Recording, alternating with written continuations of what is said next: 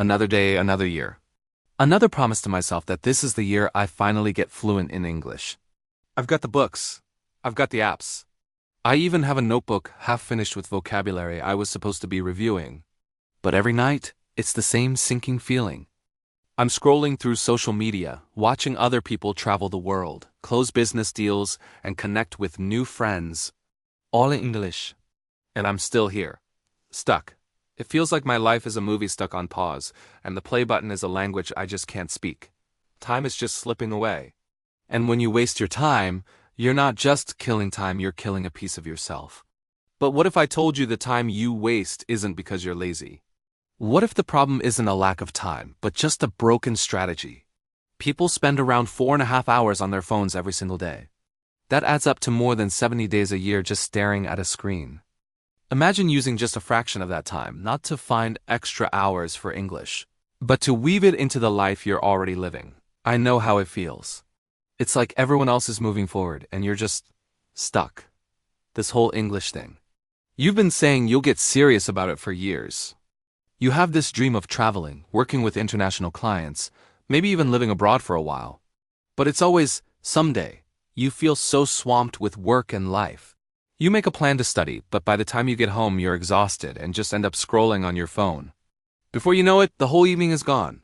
You feel like you've run out of time. And you keep putting it off, telling yourself, okay, I'll really hit the books this weekend. But the weekend comes and it's just a blur of chores, errands, and trying to catch up on sleep. It feels like there are no hours left for you or your goals. It's this horrible cycle of procrastinating and then feeling guilty about it. But here's the truth, you don't have a time problem. You have a perception problem. You have the same 24 hours as everyone else. The problem is you see your daily routine as an enemy. You see things like commuting, cooking, and chores as dead time that's getting in the way of your real goal of studying English. I used to think the exact same way. I was always waiting for this perfect 2-hour block of free time to magically appear in my schedule. Spoiler alert. It never did, so what changed? I stopped trying to find time and started to use the time that was already there. I learned how to turn my most boring, everyday tasks into powerful little moments for learning. I realized that learning a language isn't just about sitting at a desk with a grammar book. It's about immersion and doing it consistently. Okay, you're thinking, what does that actually look like? My morning is just a mad dash to get ready for work. Perfect. Let's start right there. What's the very first thing you do when you wake up? Honestly. Most of us grab our phones and scroll social media for at least 20 minutes. And there it is, your first opportunity. Instead of scrolling, use that time. Listen to a short 5-minute English news podcast. It's just enough to wake up your brain and hear some new words. Then, while your coffee is brewing, don't just stare at the wall. Think in English. Narrate what you're doing. I'm making coffee. I'm pouring the hot water. I need to buy more coffee beans. It sounds silly, but it starts activating the language part of your brain. You're just talking to yourself in the kitchen, and it's powerful. And write your to-do list for the day in English. It forces you to use the vocabulary for your actual life. Finalize report, call client, buy groceries. I also picked just one tiny English goal for the day. Not become fluent, but something small, like learn 3 new phrases for a business meeting. Small steps are way better than no steps. Okay, the morning stuff makes sense, but what about the commute? That nightmare where you're stuck in traffic for 45 minutes? Your commute isn't a prison, it's your private classroom. That's 45 minutes of pure, uninterrupted listening time. Instead of the radio, listen to an English audiobook or a podcast with native speakers just having a conversation. It helps your ear get used to the natural speed and rhythm of the language. And chores? Doing dishes, laundry, cleaning. That's just wasted time, right? Not anymore. When you're washing dishes, practice speaking. Try to summarize the podcast you just heard in the car out loud. You can also put sticky notes on things all over your house, the microwave, the window, the fridge with their English names. It helps you build a direct connection to the words in your own environment.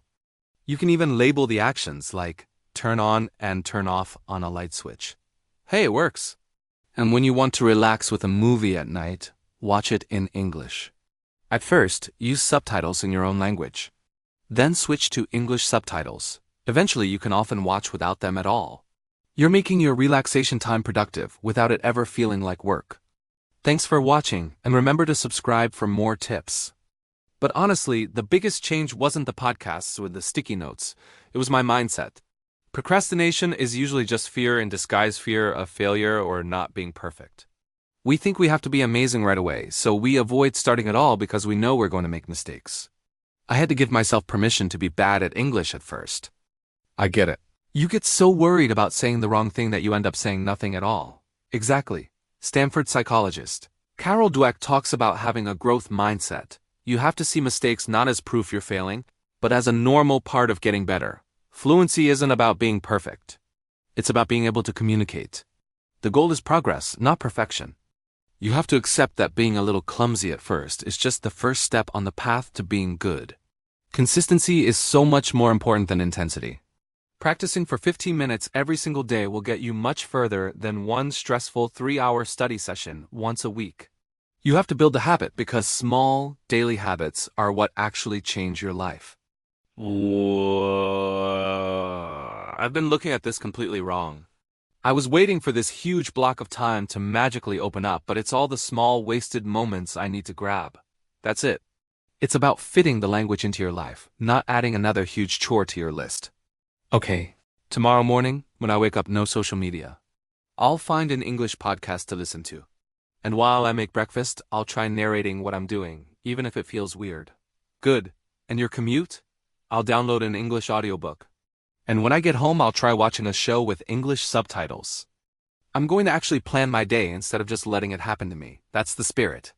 Stop just watching videos about motivation. Start speaking, start writing, start listening. You don't need perfect English to begin. You just need to begin. Now, what about you watching this? What's the one thing you've been putting off because you think you don't have time? Your life is a story that only you can write. Don't wait for the perfect chapter to start. Every single day is a new chance to get one step closer to your dreams. So here's my challenge to you. Identify one moment in your daily routine, your coffee break, your walk to the bus stop, the 5 minutes before you fall asleep, and decide how you will use it for English. Don't make it huge. Make it small. Make it easy. What is the one tiny change you will commit to tomorrow? Let us know in the comments below. Let's keep each other accountable. You're right. Time is life. When you waste it, you're wasting a part of yourself. I've been waiting and doubting for way too long. The journey to fluency isn't a sprint. It's a marathon built out of thousands of small, consistent steps. With this kind of daily practice, making real conversational progress in 6 to 12 months is absolutely possible. You don't have to move to another country or quit your job. You just need to transform the moments you're already living. Stop waiting for your life to start. Start today.